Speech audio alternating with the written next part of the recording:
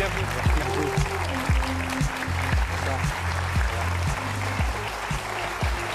Bonsoir Dominique de Villepin, re-bienvenue sur le plateau de Quotidien. Voici une partie de l'équipe et voici le public. Quelle a été votre première réaction quand vous avez appris la victoire ce matin de Donald Trump, la victoire sans appel de Donald Trump?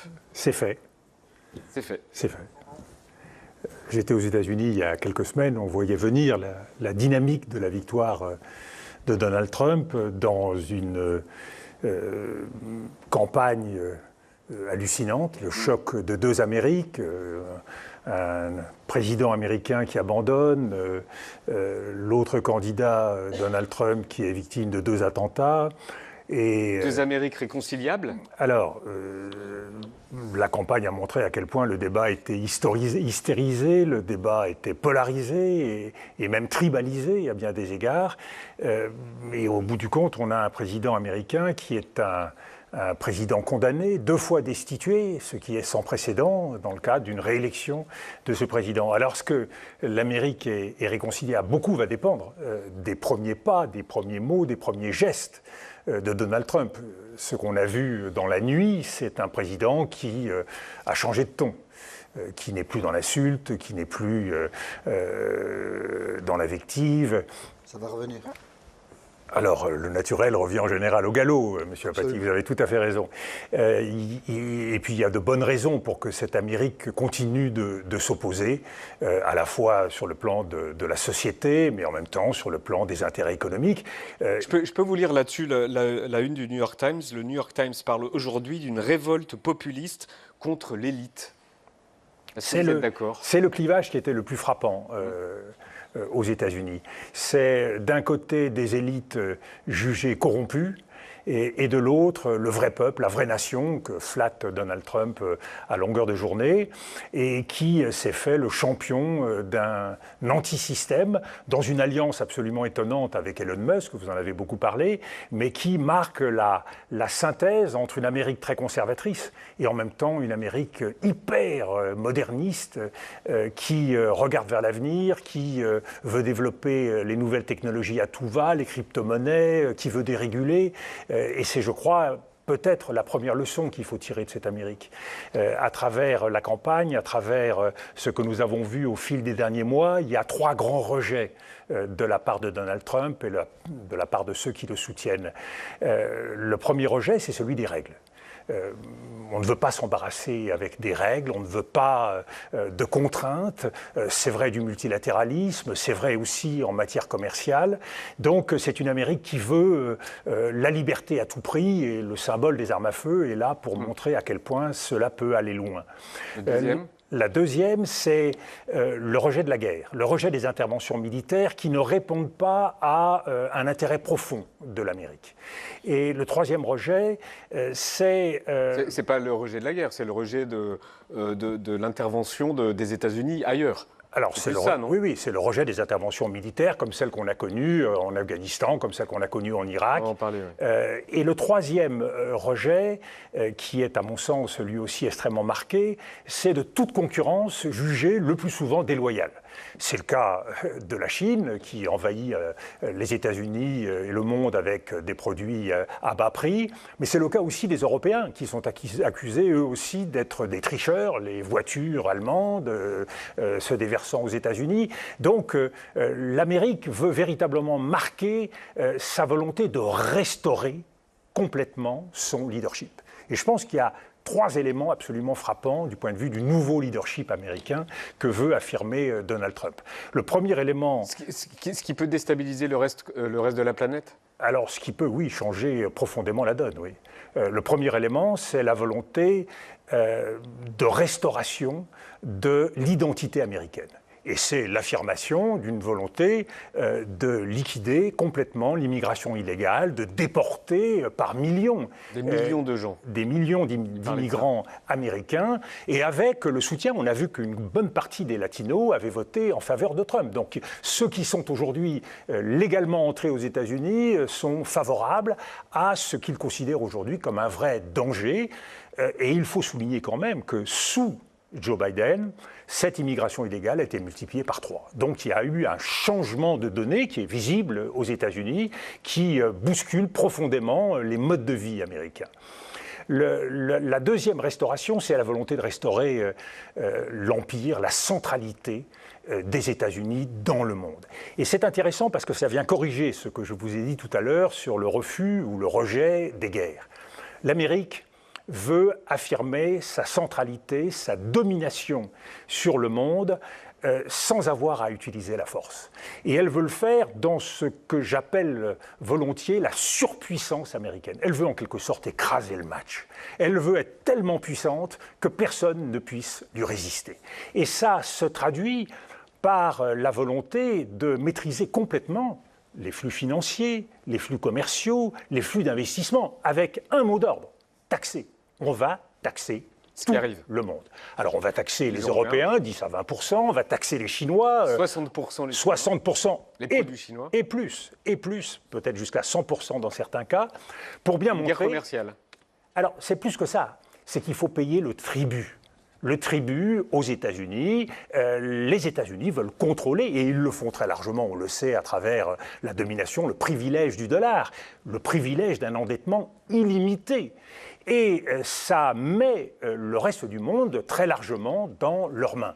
Et une domination complète des infrastructures immatérielles, on le voit à travers l'Ivy League, les réseaux sociaux bien sûr, l'Ivy League, les universités, la domination sur Hollywood et les industries culturelles, les réseaux numériques, les réseaux technologiques. Donc il y a là une centralité qui est, à mon sens, véritablement un enjeu majeur. Alors maintenant, Donald Trump n'a pas peur des représailles, de l'Europe notamment ?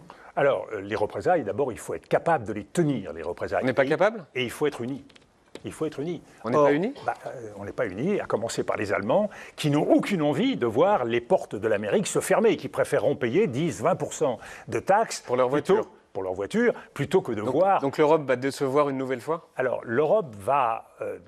alors, ne préjugeons pas, et l'Europe se réunit... En tout cas, il faut... L'Europe se réunit... On a 3 mois, hein. En Hongrie. L'Europe se réunit en Hongrie, la communauté politique européenne, et va devoir, pour une fois, agir. Il ne s'agit plus là de parler. Tout ce qu'on discute ce soir, c'est prévisible depuis des mois. Il y a des mois qu'on aurait pu s'organiser, qu'on aurait pu définir des stratégies. Il paraît qu'on s'y prépare depuis des mois, c'est pas le cas ? Je n'ai pas forcément le sentiment qu'on s'y prépare beaucoup. Mais en tout cas, là, capable d'être prêt ? Là, il faut agir. Alors, nécessité fait loi. Il faut bien voir que la conséquence de tout ça, c'est par le jeu de la captation américaine, puisque l'Amérique va drainer les richesses du monde.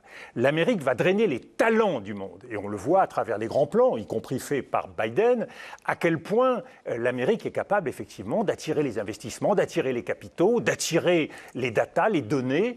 Et la volonté de taxer tout ça en plus va les mettre dans une situation de supériorité absolue. Dans ce contexte-là, cette captation va introduire dans le jeu international un risque de prédation. C'est-à-dire que non seulement les États-Unis vont essayer de se nourrir par rapport à ceux qui sont considérés comme ses rivaux, et on pourrait considérer que le fait de vouloir taxer de façon importante un certain nombre des rivaux américains peut être justifié, mais ils vont taxer leurs alliés. Et c'est ça qui est intéressant. C'est qu'aujourd'hui, aujourd'hui l'Amérique va se nourrir sur ceux qui sont censés être ses alliés, sur ses amis. Parce que c'est le meilleur moyen pour les États-Unis, véritablement, de se placer dans une position de magistère et de domination qui ne permettra... Il n'avait pas fait ça lors de son premier mandat ? Qu'est-ce qui va changer par rapport au premier mandat ? Est-ce que ça s'est bien passé la première fois ? Entre nous et lui ? Le premier mandat ne s'est pas... ne s'est pas mal passé, c'est-à-dire par rapport à ce qu'on aurait pu attendre, les choses auraient pu être bien pires. Donc d'une manière générale, le premier mandat s'est passé et on a réussi à gérer à peu près la relation transatlantique correctement. Il y a quelque chose qui a changé profondément. Je m'excuse, je termine juste sur ce point. Il y a quelque chose qui a changé profondément, c'est que aujourd'hui, l'Amérique définit ce qui est le leitmotiv des États-Unis, et ça, il faut le prendre à la lettre. Le MAGA, Make America Great Again, c'est le retour d'une Amérique en force. Mais elle le définit à travers le Dark MAGA. Et Elon Musk est le garant, en quelque sorte, de ce Dark MAGA, c'est-à-dire un messianisme apocalyptique où l'Amérique a le sentiment de jouer son existence. Donc il y a un enjeu existentiel. Et ne l'oublions pas, à l'appui de Trump, il y a une Amérique qui souffre. Donc cette Amérique-là, elle veut effectivement trouver son dû. Elle veut sa part. Vous décrivez un peu la vie rêvée de Donald Trump. Quand il sera au pouvoir, il va aussi devoir composer avec des intérêts différents, des industriels américains qui ont besoin d'exporter dans le monde. L'Amérique est une puissance qui a des intérêts partout. Et je ne suis pas sûr qu'elle ait les mains libres pour faire tout ce que Donald Trump rêve de faire, s'il sait exactement ce qu'il veut faire. Peut-être que toute puissance a ses limites, non? Vous êtes bien placé pour... J'en suis bien convaincu. Voilà, vous le savez par expérience. Absolument, vous avez 100 fois raison. Néanmoins, le logiciel de départ... Oui, le logiciel de départ, oui. Oui, mais c'est... On en a vu d'autres, hein? Oui, sauf que, c'est le logiciel d'un deuxième départ. C'est-à-dire que c'est un logiciel qui a mariné et qui a été raisonné pendant 4 ans. Et avec la volonté de prendre une revanche sur ce qui n'a pas pu être fait la première fois. Et c'est pour cela qu'il y a, cette fois-ci, l'envie d'éloigner les adultes qui étaient dans la pièce et qui retenaient son bras. J.D. Vance, son vice-président, ne cesse de répéter qu'il sera là pour garantir que ce que Donald Trump veut, eh bien, ce sera fait. Et il y a aujourd'hui autour de Donald Trump le sentiment qu'il faut suivre l'instinct de Donald Trump et que rien ne serait pire que de chercher à corriger la feuille de route de Donald Trump. Et par ailleurs, même si on ne peut pas totalement acquiescer au projet de la Heritage Foundation, le projet conservateur de 2025, du projet 2025, il y a néanmoins une envie de se libérer de toutes sortes de garde-fous, de toutes sortes de règles, de toutes sortes de contrôles. Donc c'est une Amérique nouvelle et renforcée qui arrive avec une autorité et une force. Cette capacité de l'Amérique à simplifier les choses. Quand on voit les discours de Donald Trump qui, pendant 2 heures, est capable d'effeuiller la marguerite pour arriver à des choses et à des messages extraordinairement simples, il faudrait que nous, Européens, on soit capables aussi de sortir de la complexité de nos ambitions pour arriver à des messages extrêmement simples à adresser à l'Amérique. Je n'ai pas entendu, dans les heures qui sont passées, de messages particulièrement percutants qui aient été adressés à Donald Trump, lui montrant qu'il y aura une volonté européenne, qu'il y aura une résistance européenne. Et c'est pourquoi, et c'est un peu le message que je suis heureux de porter ici ce soir, c'est que ma conviction, c'est que ça va être la responsabilité de tous, et en particulier de beaucoup de ceux qui sont ici et qui nous écoutent, de la jeunesse. La jeunesse européenne va devoir véritablement prendre son avenir en main sur des enjeux comme l'écologie, sur des enjeux... Comment Parce qu'on a 2 mois là.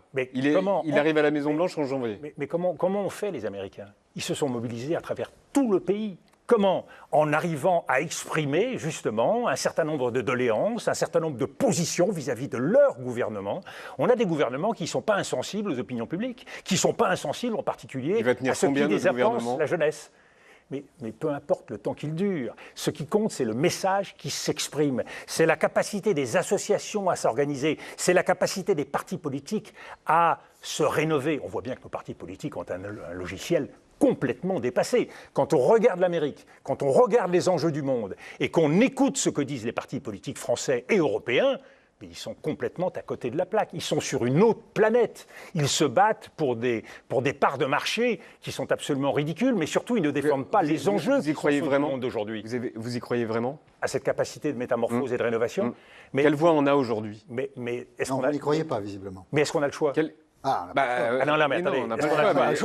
Quelle voix on a aujourd'hui? Est-ce que nous voulons être des citoyens libres? Est-ce que nous voulons que l'Europe compte? Est-ce que nous croyons dans les valeurs que nous prétendons défendre? Et est-ce que nous sommes prêts à nous battre pour cela? Dans quel état on est? Là, il ne s'agit pas de faire ce que Emmanuel Macron nous proposait, d'aller nous battre en Ukraine. Il s'agit de nous battre pour nos idées, pour nos convictions, pour notre mode de vie et pour la démocratie. On a vu le spectacle des États-Unis. Ça passe par l'Ukraine aussi, ça, hein?